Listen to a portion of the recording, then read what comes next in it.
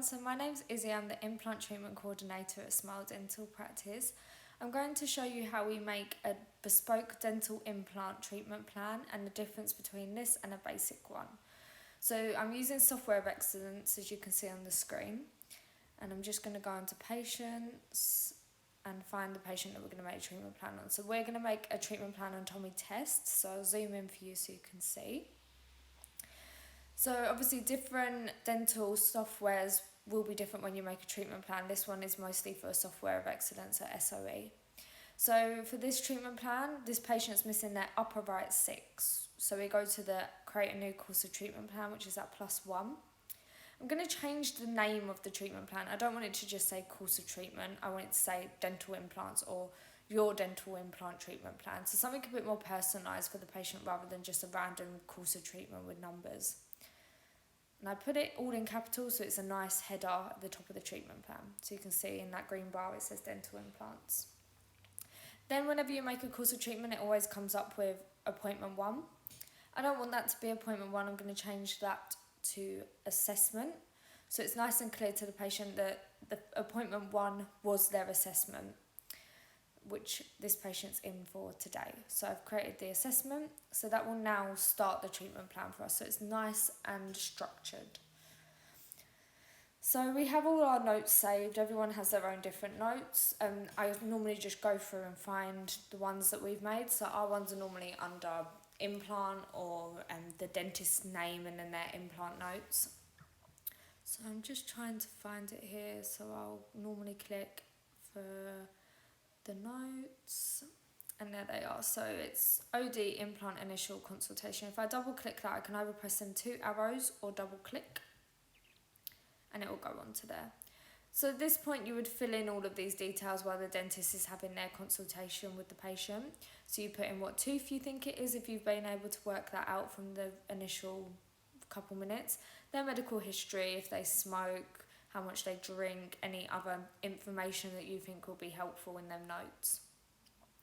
So then up here we have our quick plans. SOE, you can set these up, you just have to make the treatment plan and add it as a quick plan. So for this one, as it's a single implant, I can click the single implant plan here. We do also have it set up, so if you click dental implant in your service list, it will give you the 3 main parts of the implant that you need. So the dental implant, the healing abutment and the crown. You could just give that to the patient. That's quite a good treatment plan. It's got most of the details and you could just print that straight there. But it doesn't have any other extras that could be needed during the implant placement, like your bone grafting, sinus lift. So this is basically what I would call your basic treatment plan. It's not very structured, it's not very clear. You don't have anything that possibly could happen, like a CBCT scan that I'm pointing at. So most of our patients will need a CBCT scan. You also have the sinus lift, like I mentioned, that isn't on there, that could be needed. And it does take me a while to find it, but the bone grafting as well. It's very likely that most implant patients will need bone grafting or sinus lift or some sort of extra part of the treatment. So by giving them this treatment plan, what if it comes back and you say, okay, well, you need a CT scan. Oh, I wasn't given that quote. Or CT scans come back and now you need staged bone grafting or bone grafting that you can see I'm highlighting over in that corner. So it's a basic treatment plan. It's not very bespoke. It's not very structured. If I was given this as a patient, I think, okay, that's a treatment plan. I won't think, okay, this is very detailed. I've been given all the information on there. They've told me it's over-exaggerated in cost because we don't want to make the cost go up once you've been given. So going on to the quick plans, you can see I've selected that quick plan on that tooth. Comes up, and on this now I have your CBCT scan, it's £140. 2 months after your extraction, you have the implant and bone graft. So I can go in and edit all of them if I double click on the appointments again. So you can see I've put loads of little notes on there for the patient so they can see, okay, so it's CT scan. I've had my tooth out, 2 months later, I have my CT scan and then my implant. And of course you can go onto the invoice notes and just change that little invoice note. Again, you can add an appointment. So here, this patient is going to need an extraction, say. So I'll put extraction and possibly temp, if they need a temp. Some patients with back teeth won't want a temp, but some patients will. So if we include everyone, we'll put extraction and temp as another appointment. And then I'd go in, put their extraction. Sometimes we get patients come in that have got unrestorable teeth that need extracting and then an implant. Some patients come in that have had gaps and they've been missing for a while, so the extraction isn't necessary. So I normally go in and add that in after because it doesn't take that long. So there you go, I've added the extraction, and then I'm just going to find the temporary options as well. So we have a temporary lab-made bridge, and also you could give them, say, a temporary denture as well if they wanted to know all of their temporary options.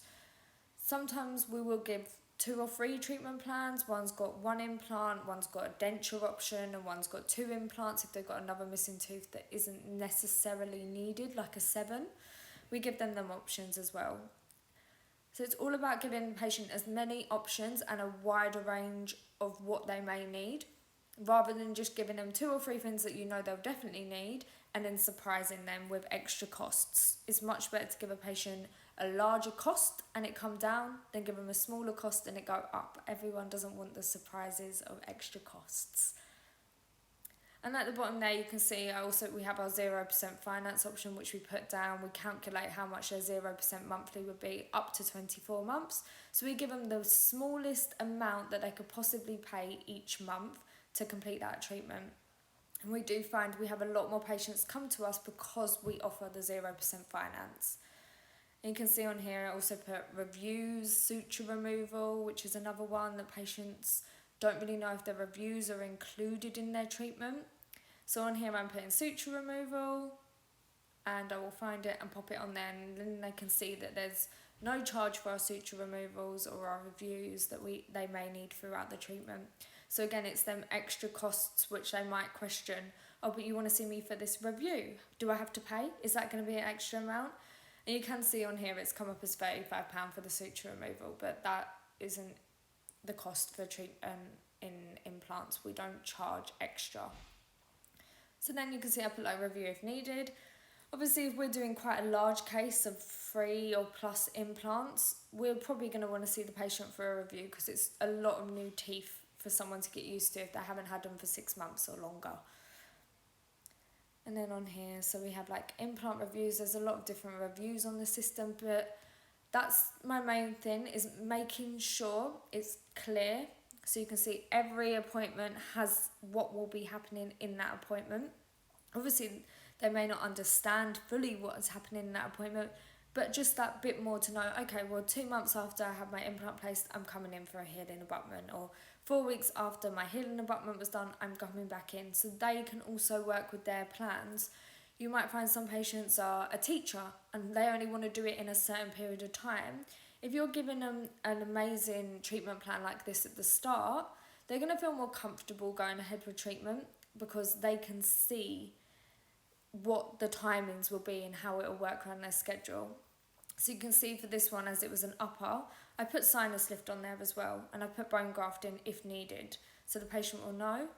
And then once you go to print the treatment plan, this is what Tommy Test will get. So he will get everything nicely listed out, his finance, and then he'll also get the total at the bottom. So he can just see, okay, well, and I normally go through after and I'll highlight for them. So bone grafting is if needed, sinus lift is if needed, a review appointment if you need it. So it's all stuff that you may not necessarily need, but you have the whole thing that you could possibly need. So there will never be any more surprises for this patient. They know this is going to go down, it's not going to go up. And you'd much rather everyone would always rather have something that seems cheaper, but we were just overpricing in the first place, so you knew all your either necessary needs for your treatment or the extras that you could have during your treatment. For different teeth, so we've got front, we've got lower. Lower doesn't need sinus lift, so I'd never put that on the treatment plan, but I'd always put bone graft in. Lower doesn't always necessarily need a temporary, but if the patient wants it, then normally we will put it on there for them. Whereas upper front, we will give them both of the temporary options because, as we know, most patients want to have something at the front temporary. So that's why I've got temporary bridge and the temporary denture. So you can see, and then you just go through, double check that you've got everything on that treatment plan, and then any estimates that you do print in SOE will also come up in the estimate file there at the top. Sometimes it can be at the bottom where the prescriptions are. But that is basically how I would make a bespoke treatment plan for a patient. I would make sure all of anything that could happen in that treatment is included in the treatment plan, and I hope that was a good insight onto how we make bespoke treatment plans for our patients. Thank you.